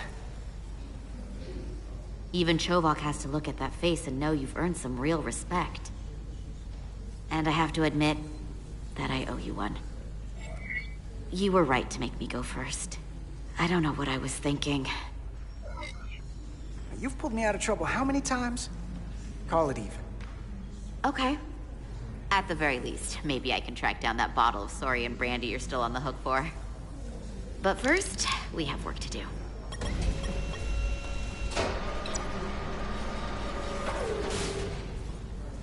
Ready to go? All set. Let's run the diagnostic.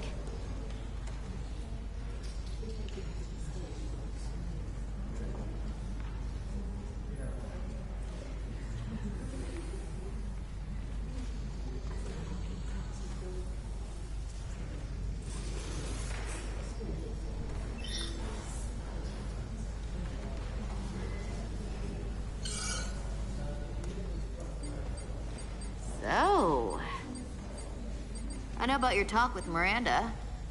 You do? She sent me a Priority 1 dispatch right after your conversation. Yes or no, that's one thing. But I can't believe you said you needed to think about it. I did need to think about it. Well, you can't leave this unsettled. It's not fair to her. She was direct with you. Didn't play games. Neither should you. Yeah, I like her. I hope I didn't screw it up. I'm sure she'll be happy to hear that. Thanks. But I want you to be very careful. Once you're more than friends, it's hard to go back. And if things don't work out between you two, well, I don't want things to get weird. Is that thing done? Yeah, it's wrapping up. Let's see. The relays along the primary EPS are blown. The backup relays are all intact. An EPS overload from the warp drive could cause that. But how did the shuttle end up dead in the water? Huh. Well, maybe the ship's data recorder can tell us something.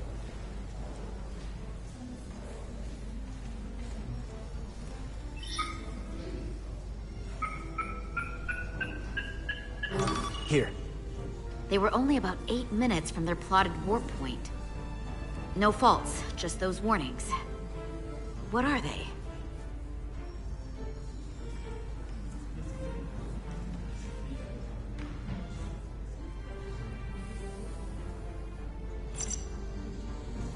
Subspace variance out of tolerance.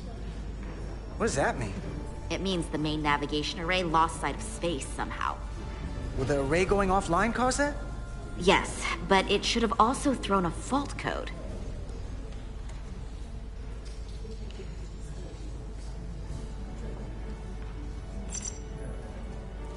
The warp field became inverted suddenly. I've seen this happen when the center warp coil cracks. A cracked warp coil throws a fault code. Still, we should take a look.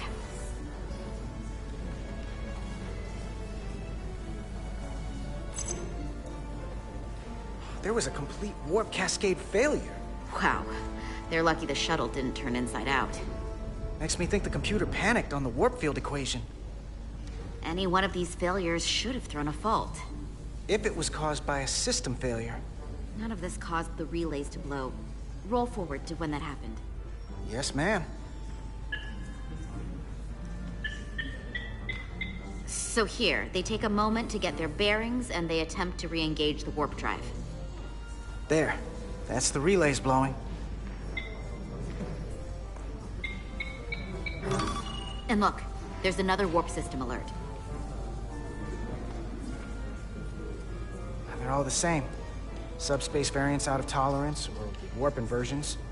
Finally, there's a complete warp cascade failure. Then it's one of two things. Either a warp coil is cracked, or the navigation array is offline. That makes sense.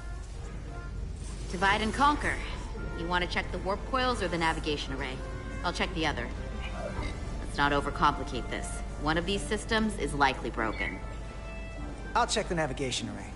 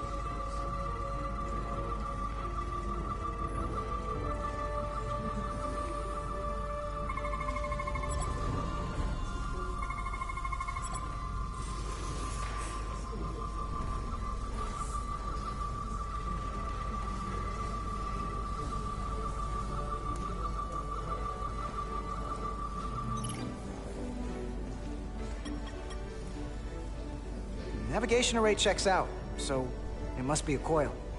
Except it's not. Checked and double-checked. Well, the readings don't lie. Here comes the security detail for the way team.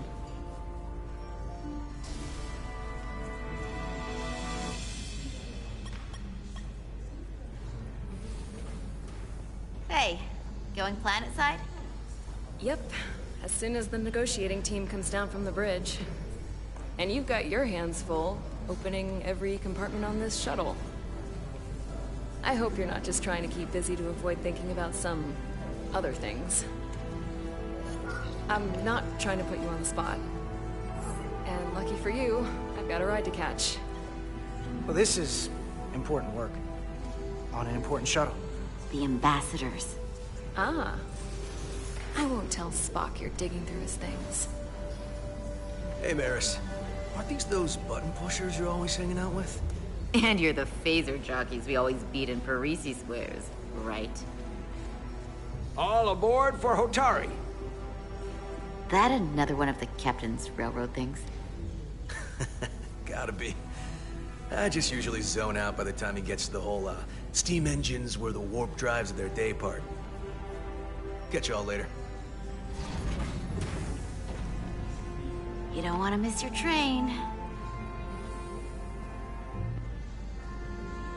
I do have to go. So, you've had time to think. You have something you want to say to me? The train is leaving the station.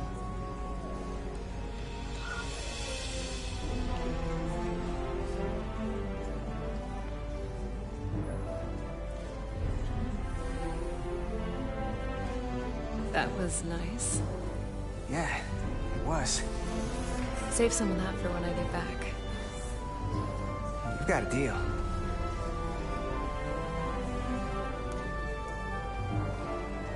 I'll be seeing you.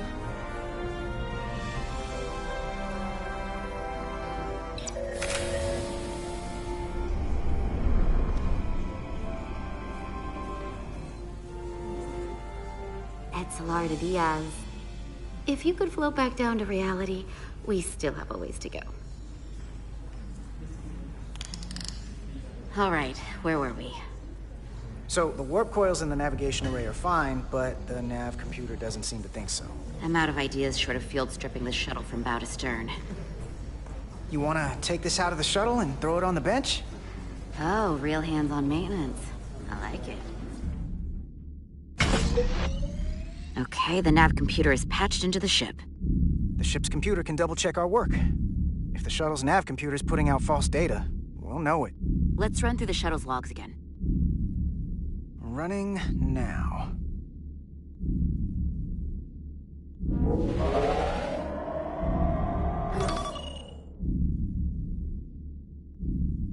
Same. Warp field inversion and a cascade failure. However, the Resolute computer doesn't show the same subspace variance. We're in the same conditions that the shuttle was in when it failed. Why wouldn't the ship's computer get a matching result? What if the subspace variance was a momentary occurrence? That's a possibility, and it would explain why the simulation under our current sensor readings failed to reproduce the issue. But a subspace anomaly strong enough to cause a warp field collapse would leave graviton ripples for days. Let's run with the momentary subspace variance theory for now. Roll forward to the shuttle's attempt to re-engage the warp drive. We need the conditions of space around the shuttle at the moment of warp failure. Resuming simulation.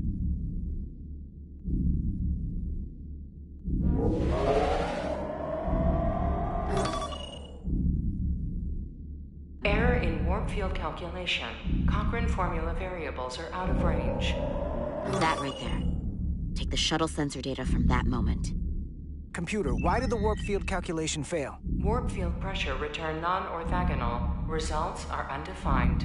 That doesn't help. Wait, what if we use a different ship? Put the Resolute into the simulation instead of the shuttle. Yeah, it should warp just fine. Unless... Computer, run the simulation with the Resolute. Resolute simulated. Computer, give me manual control on the warp power. Static field intensity, warp 1.1. 1.2. 3. Warp pressure is destabilizing. Error in warp field calculation. The warp drive has experienced a system-wide cascade failure. Warp field collapsed. Subspace variance is out of tolerance. Cochrane formula results are undefined. Bingo. What-o? The same moment when the shuttle failed to warp, so did the ship. Whatever happened to the shuttle just happened to us. The Resolute will not sustain warp. We can't leave Hotari space.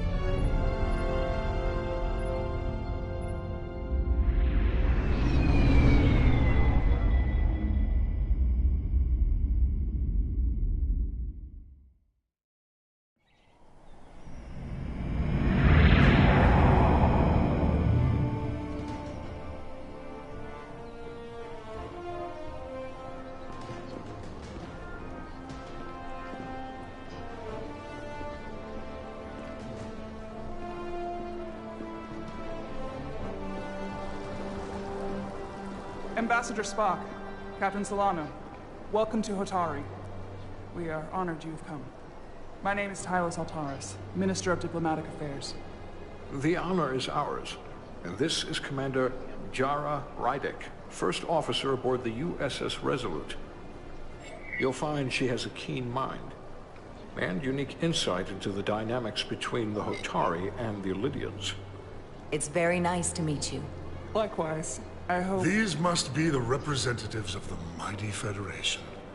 The reigning authority in the galaxy. Or so we've been led to believe. Whether that's true or not remains to be seen. But, either way, we're grateful you've made the time to come to our little corner of the universe. And you are? This is Galvin, and this is Citron, the heroes of the revolt in the mines.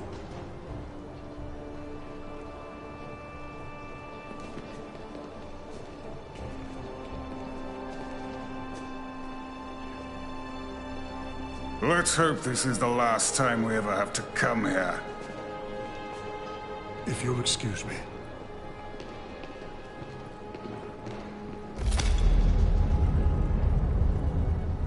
I think we're about to begin. Did you hear the arrogance from that guy? I don't know what we're walking into here. But that guy was something. He certainly seems full of himself. No missing that. You could probably see it from orbit. What a piece of work. Remember, we are here at their invitation.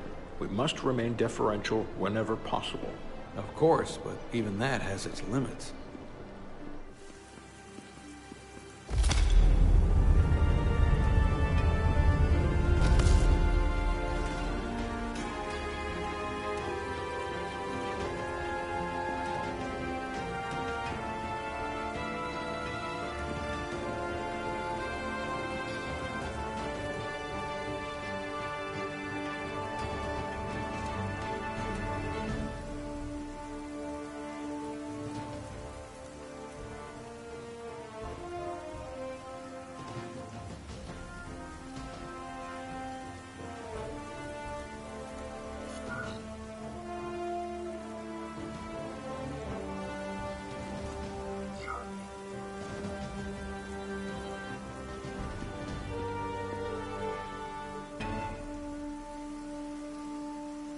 Ambassador Spock, welcome to Hotari Prime.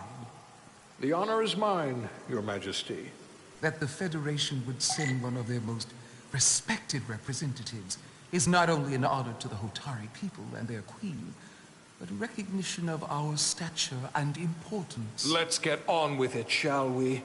With all due respect to the Federation and their ambassador, they have no authority here. We are not members of their alliance. We are not subject to their rule, nor yours. We demand the immediate return of all mining operations to Illidian control, as it has been for centuries and will be for centuries more. That has always been our understanding. That understanding has changed. Then you invite war! And if you cannot remain silent, you will be silenced. But his point is well taken. What is the Federation's interest in this matter? Perhaps you would have us trade one oppressor for another? The Federation remains neutral. Our only interest is the peaceful resolution of this conflict. We are here at your request, Your Majesty. For now. I get the sense she's cut from the same cloth as Galvin. I thought they wanted us here. Was there something you wanted to say, Captain? Oh, no. My apologies. And what about the Kobliad? She's not She can speak for herself, can't she? Then let her.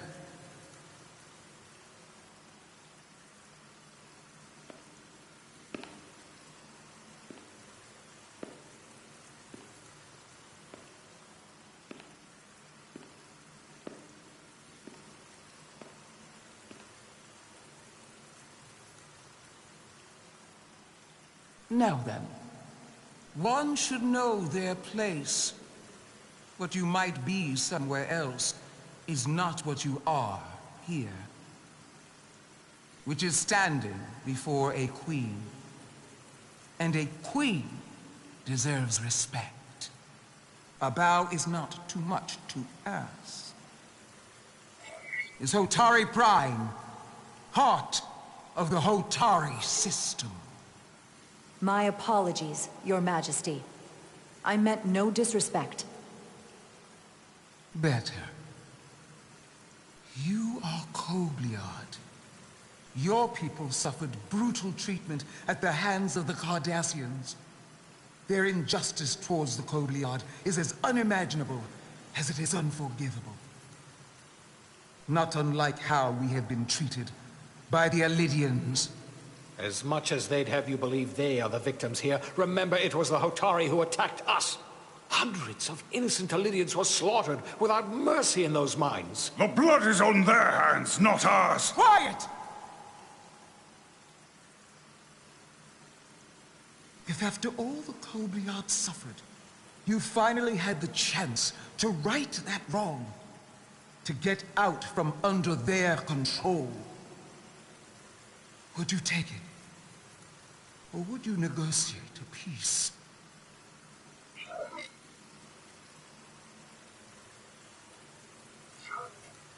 If the opportunity presented itself, and I wish that it had, more than you can know, then I would right the wrong without hesitation. For the sake of the Kobliad, we suffered enough. Of course you would. It would be foolish to do otherwise.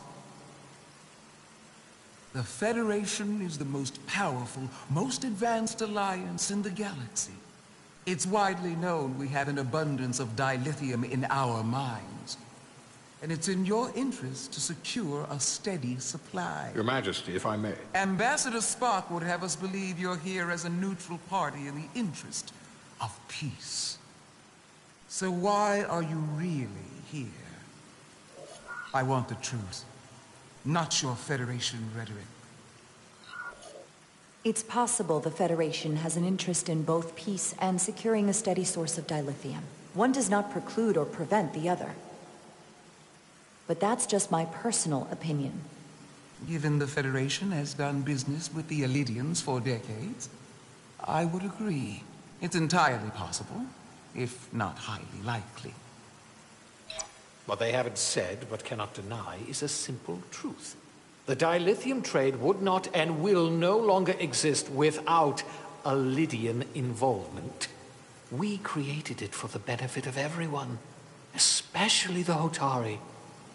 We've given them warp technology. We've let them share in the profits. We've made their lives infinitely better than before dilithium was discovered.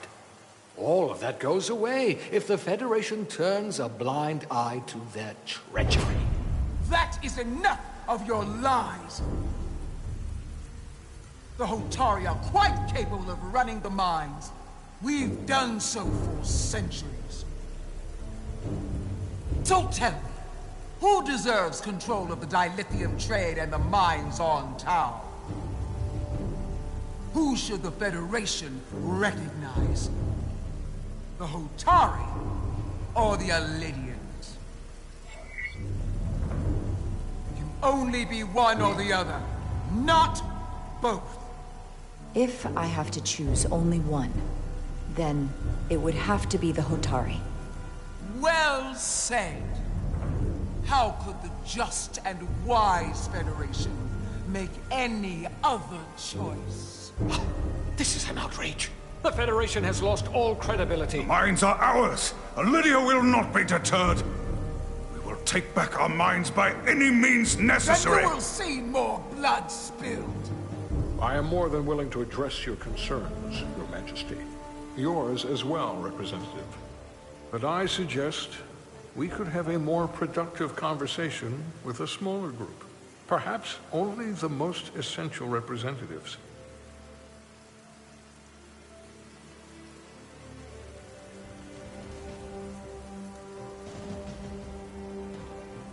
I suppose there is some sense to that.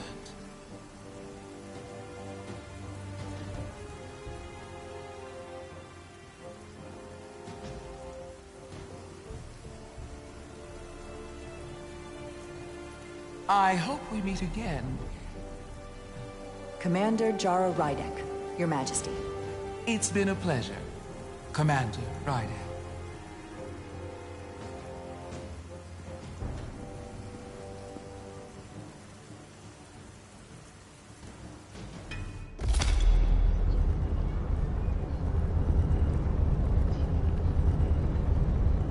Spock and I will cover everything on the diplomatic front. You make nice with the locals and see if you can get some answers. We need to find out why the Hotari are so willing to risk war. What happened in those mines?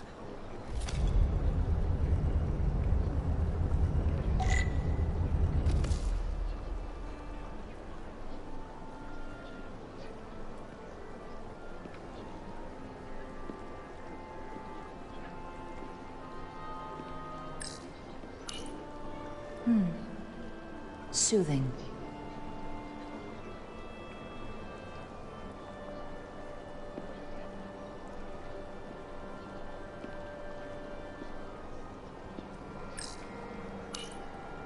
Commander, I'm glad you've chosen to side with the Hotari.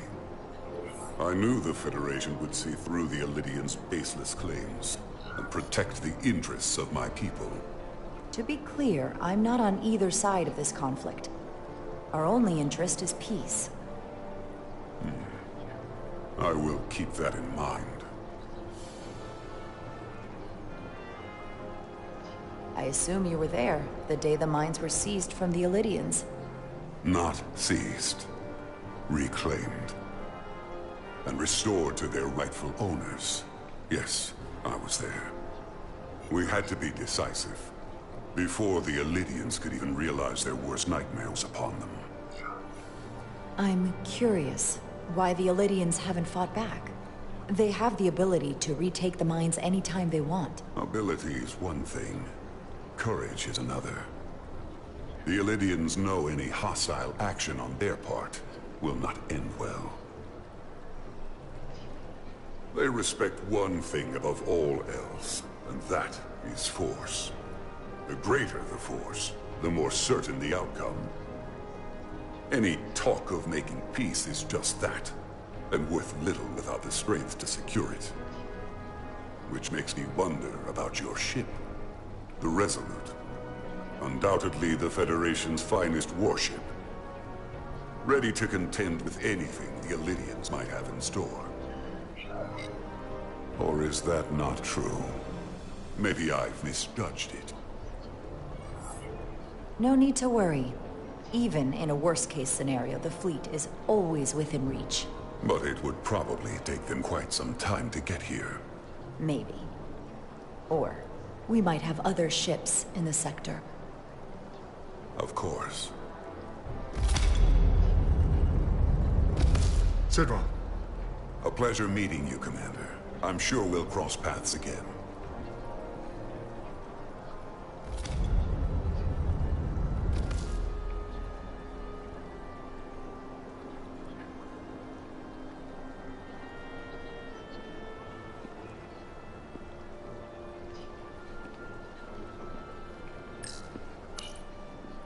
I'm probably not telling you anything you don't already know, but these negotiations rely on the Federation's neutrality, as does any hope you might have for a supply of dilithium in the future. So, why you would choose to side with the Hotari escapes me. Without Lydian involvement, there is no dilithium trade. But clearly, you weren't aware. We are and will remain completely neutral. Our only interest is the peaceful resolution to this conflict. As is ours. Of course, the question is, at what price? Major Salit Arminta, Special Attaché, Lydian Armed Forces. Pleasure to meet you, Commander. I have my issues with the Hotari, but I have to give them some credit. They know how to seize an opportunity. Inciting an uprising the same day as a massive, once-in-a-lifetime ion storm.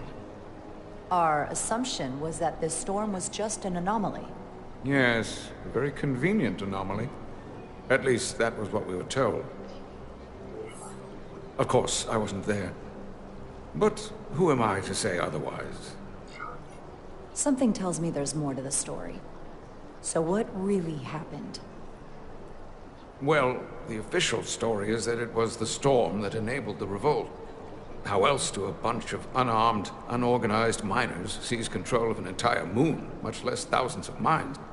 But I've talked to people who were there. They tell a different story. They say they're lucky to have escaped with their lives. That it was more than just the storm. That somehow the miners were able to harness the energy from the storm. I know it sounds crazy. I'm not even sure I believe it myself. But that's what they said. You just answered your own question.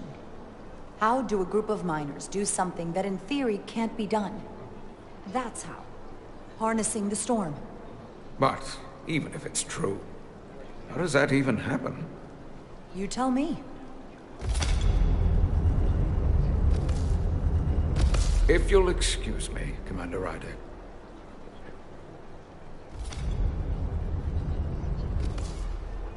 Commander, if I could have a quick word with you.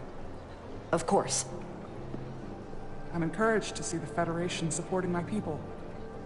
I'm afraid of what might happen without your help. I'm glad to hear it.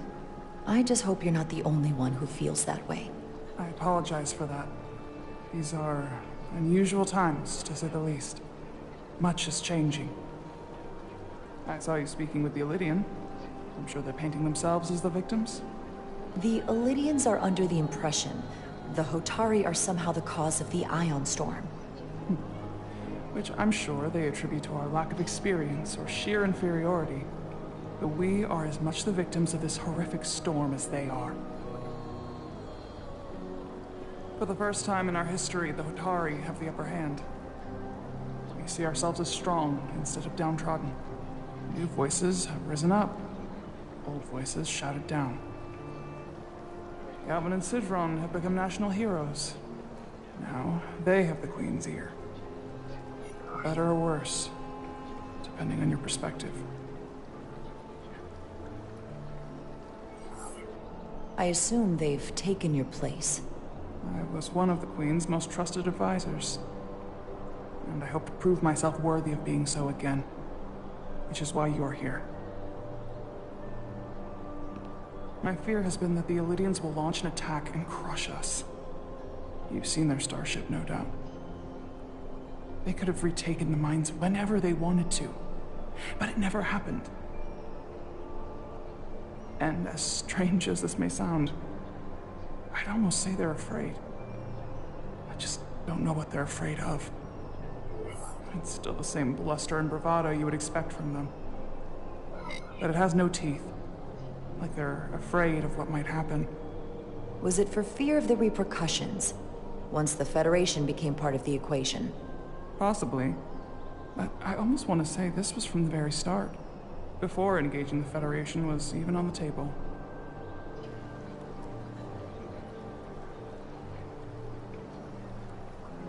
Since the day of the revolt, Galvin has seized control of the mines and restricted all access. No one's allowed without his personal authorization. And they've taken over a section of the palace with just as much secrecy and security. I'm told it could be something they brought back from the mines. I've made inquiries, but everyone pretends it doesn't exist. I strongly suspect they're hiding something. Are you sure of this? It's been the talk of the palace since the day of the revolt. How can we know?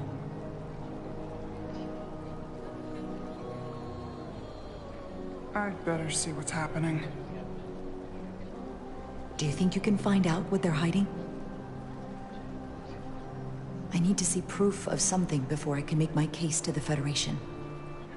I can try, but even if I found it, I might not know what to make of it. Take this. You can use it to capture whatever you find, and then send it to me.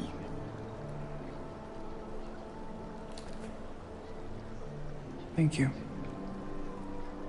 I will let you know what I find. And I look forward to our meeting again.